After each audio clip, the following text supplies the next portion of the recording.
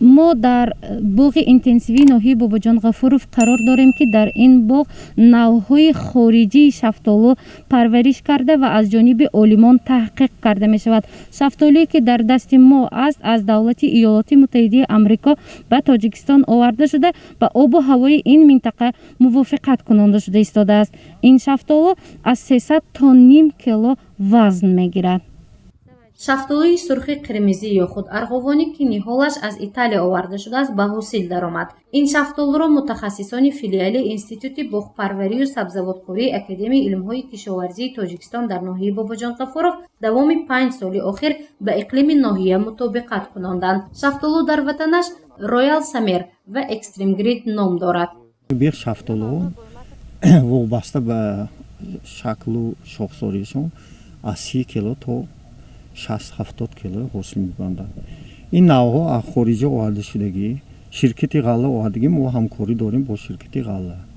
اینجا حوزه اساساً دو نوع همین شفتالیه، نوع اکستریم گرید کدی رئال سامیر میگویم همون آورده که همینجور پرورش شده زیر نظارت علمانده آموزشانده قرار دارد.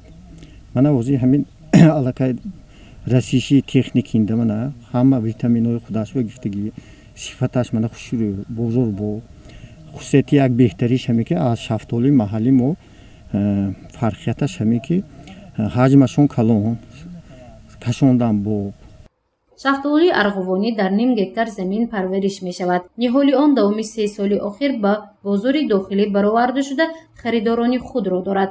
متخصصان اکادمی علم‌های کشاورزی در ناحیه باباجان غفورov میگویند این میوه خارجی به اقلیم کشور تاب‌آور برآمده است. حالا کارهای علمی اوید به ترکیب آن جریان دارد. تنها همینش معلوم است که شیرینی آن نسبت به شفتالی محلی پست‌تر است. صفتشون بهتر. دویم خصوصیت بهتریش همی که اگر وقتی رسیشی تکنیکینده ما اینا اگر کنده یک شرایطی خانوه گرامانی 15 روز 20 روز صفتش گم نمونه. پزیشی و میبرد. کن من هر یک بیخ 70 کیلوگی گیریم که یک هکتارند 500 بیخ باشد که علاقه ما یک هکتار 35-350 سنی حاصل گرفتن ممکن. شفتالی ما با خصوصیت می بیولوژی و مورفولوژی خودش فرق میکند که طلبات زمان و جوابگو. حجمشون یک خیلی میشن. فقط می کارهای اگر تکنیکش درست‌تر رعایت کردن در کار، بوریش جاش موندن در کار، آذوقه ضروری آبیاری کنی. غیر این دویم خصوصیت بهتریش همین که نسبت شفتالی ما با کسلی ها داشته‌وارتر. این قدر کسلی این به بسیار نمیچسبه. فرقیتش همین. صفت شفتالوی قرمزی رویال سمیر و اکستریم گرید بلند می باشد. آن به طلبات‌های بین‌المللی جوابگو بوده برای صادرات موافقت میکند. میگویند متخصصان ساحه باغپروری یکی از مقصدهای اساسی تجربه نمودن این نوع میوه در کشور بلند برداشتن اقتصادیات و صادرات محصولات بلند صفت می باشد. ما هم یک قسمش برای همین گرفتن لابراتوری و ترکیب خیمیش آموختن بعد تحلیل گذراندن استفاده باشیم قسمی زیادش بازاری محلی بوده فروخته شده. هایی که هست عالمان اختراع میکنن سلکسیون میکنن هم جهت‌های منفی خود و هم جهت مثبت خودش دارد.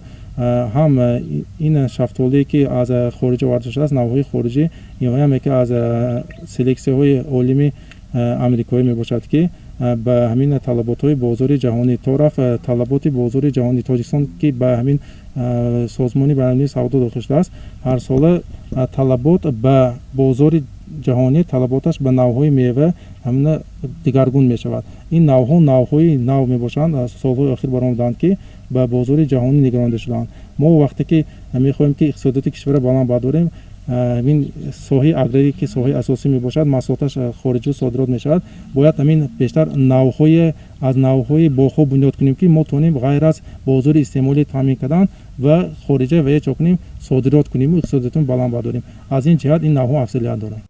3 سال می شود که نهال‌ها به حاصل درآمده برای آموزش ترکیب بیولوژی و شیمیایی آن متخصصان کاربری دارند. آن را در نیم گکتار زمین نگاه و بین می کنند. عالمان ساحه باغپروری می خواهند نوع و نمود شفتالوهای خارجی به اقلیم کشور مطابق شود.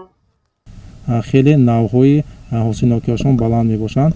از جهت ترکیبشان هم به همین استانداردهای دولتی همین اروپا طلباتش موافق میباشه. ترکیب خیمشان گریم کرد خناکیش از نوعهای محلی شفتالو نسبتا کمتر پستر میباشد خناکیش، ترشیش بالاتر.